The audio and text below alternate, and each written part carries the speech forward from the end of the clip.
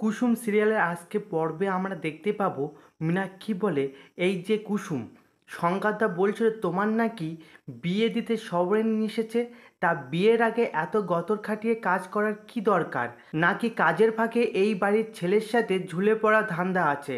তখন দীপালি এসে বলে আপনার চা ম্যাডাম। মীনাক্ষী বলে এখন আর চা খাবো না, আজকের বাড়ির সবাই উপোস করে রয়েছে, এর মধ্যে আমার চা খাবাটা ভালো দেখায় না। দীপালি বলে কিন্তু আপনি যে বললেন চা খাবেন। তখন মীনাক্ষী বলে তুমি এক কথা বারবার বলো কেন দীপালি, তখন বলেছিলাম এখন আর খাবো না। এদিকে পুরোহিত যজ্ঞ শুরু করে আর বাড়ির সবাই হাত জোড় করে যজ্ঞের পাশে বসে থাকে। পুরোহিত ইন্দ্রাণীকে বলে ভোগটা এবার লাগবে।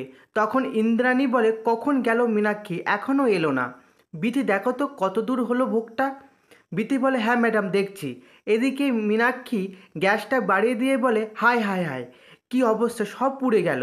তখন কুসুম বলে পুড়ে গেল, আমি তো গ্যাস কমিয়ে রেখেছিলাম। মীনাক্ষী বলে হ্যাঁ তাহলে ভূত এসে বাড়িয়ে দিয়ে গেছে তো। তখন বিতি এসে বলে দীপালি দি ম্যাডাম বলল তাড়াতাড়ি ভোগটা নিয়ে যেতে, হাতে আর সময় নেই।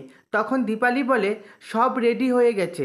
মীনাক্ষী বলে হ্যাঁ আমি দাঁড়িয়ে ছিলাম বলে তো রেডিটা হলো, না হলে তো সবাই গায়ে হাওয়া লাগিয়ে ঘুরছিল। দীপালি কুসুমকে বলে এবার তাড়াতাড়ি করো, না হলে এবার সত্যি দেরি হয়ে যাবে। কুসুম বলে হ্যাঁ হ্যাঁ হয়ে গেছে প্রায়।